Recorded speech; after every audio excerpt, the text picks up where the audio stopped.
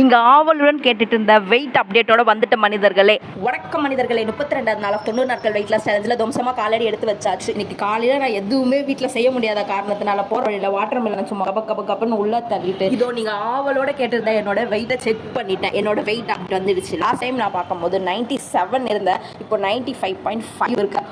Almost 1.5 kg நான் வந்து குறைச்சிருக்கேன்.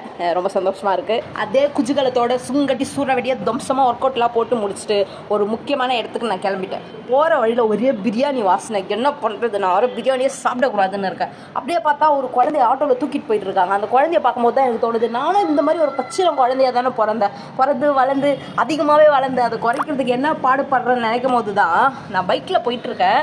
எனக்கு யூஸ்வலாகவே ஒரு 2 கிலோமீட்டர் நான் போனாலே பைக்கில் உட்காந்தாலே இடுப்பு பயங்கரமாக வலிக்கும். கிட்டத்தட்ட நான் 20 கிலோமீட்டர் ட்ராவல் பண்ணி போகிறேன். எனக்கு இடுப்பே வலிக்கல.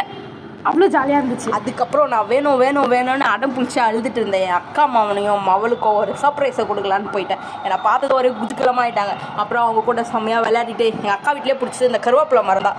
நம்மளே அந்த கருவேப்பிலையை கையில் பிக்கும் போது ரொம்ப ஜாலியாக இருக்கும். எனக்கு அது ரொம்ப பிடிக்கும். அப்புறம் நானே அவசரத்துக்கு ஒரு சிக்கனை எதையோ செஞ்சு ரொம்ப பசி உள்ளே தள்ளிட்டு இருந்தேன். அப்புறம் சாரும் வந்து அப்பப்போ அவர் என்ட்ரியை கொடுத்துட்டு இருந்தார். 2 பேரும் சேர்ந்து சாப்பிட்டு முடிச்சுட்டு ஃப்ரெஷ் ஆகிட்டு சார் கதையாக பேசுகிறாரு.